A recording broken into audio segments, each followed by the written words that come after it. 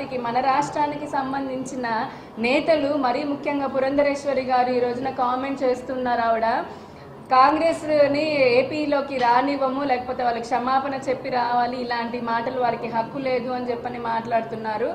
అమ్మ, రాఫెల్ స్కామ్లో నిండా మునిగిపోయిన మీ పార్టీ అసలు ఇంతవరకు దేశ చరిత్రలోనే ఇంత పెద్ద స్కాములు ఎప్పుడు జరగలేదు స్వాతంత్రం వచ్చిన తర్వాత. అలాంటిది మీ ప్రభుత్వం భారతీయ జనతా పార్టీ దేశం అధికారంలోకి వచ్చిన తర్వాత ఎన్నో పెద్ద పెద్ద స్కాములు, ఆఖరికి బ్రిటన్ ఎంపీలు కూడా వేలెత్తి చూపించి ప్రపంచమంతా చీ కొడుతున్న సమయంలో ఈ రాష్ట్రానికి ఇచ్చిన హామీలను మీరు నెరవేర్చకుండా నిస్సిగ్గుగా భారతీయ జనతా పార్టీ వాళ్ళు మీరు ఇక్కడి రాష్ట్రంలో ఇంటింటికి బీజేపీ అని ఒక ప్రతి గడప తొక్కుతున్నందుకు మీరు ఆలోచించుకోవాలి. అంతేకాని రాష్ట్ర విభజన జరిగిన తర్వాత కాంగ్రెస్ పార్టీకి బుద్ధి చెప్పారు ఈ రాష్ట్ర ప్రజలు.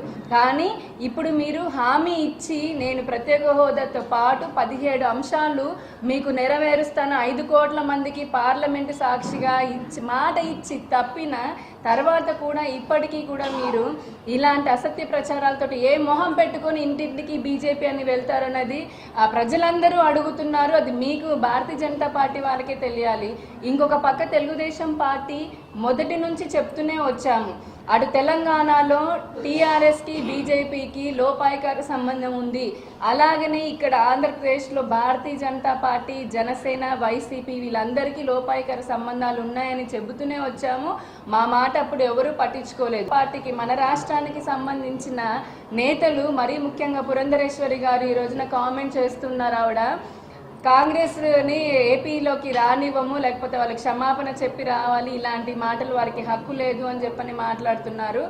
అమ్మ, రాఫెల్ స్కామ్లో నిండా మునిగిపోయిన మీ పార్టీ అసలు ఇంతవరకు దేశ చరిత్రలోనే ఇంత పెద్ద స్కాములు ఎప్పుడు జరగలేదు స్వాతంత్రం వచ్చిన తర్వాత. అలాంటిది మీ ప్రభుత్వం భారతీయ జనతా పార్టీ దేశం అధికారంలోకి వచ్చిన తర్వాత ఎన్నో పెద్ద పెద్ద స్కాములు, ఆఖరికి బ్రిటన్ ఎంపీలు కూడా వేలెత్తి చూపించి ప్రపంచమంతా చీ కొడుతున్న సమయంలో ఈ రాష్ట్రానికి ఇచ్చిన హామీలను మీరు నెరవేర్చకుండా నిస్సిగ్గుగా భారతీయ జనతా పార్టీ వాళ్ళు మీరు ఇక్కడి రాష్ట్రంలో ఇంటింటికి బీజేపీ అని ఒక ప్రతి గడప తొక్కుతున్నందుకు మీరు ఆలోచించుకోవాలి. అంతేకాని రాష్ట్ర విభజన జరిగిన తర్వాత కాంగ్రెస్ పార్టీకి బుద్ధి చెప్పారు ఈ రాష్ట్ర ప్రజలు.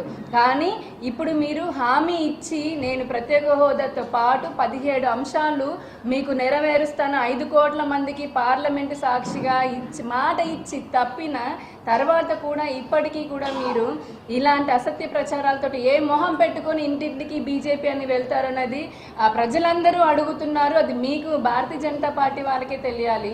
ఇంకొక పక్క తెలుగుదేశం పార్టీ మొదటి నుంచి చెప్తూనే వచ్చాము, అటు తెలంగాణలో టీఆర్ఎస్కి బీజేపీకి లోపాయికార సంబంధం ఉంది, అలాగనే ఇక్కడ ఆంధ్రప్రదేశ్లో భారతీయ జనతా పార్టీ, జనసేన, వైసీపీ వీళ్ళందరికీ లోపాయికార సంబంధాలు ఉన్నాయని చెబుతూనే వచ్చాము. మా మాట అప్పుడు ఎవరూ పట్టించుకోలేదు.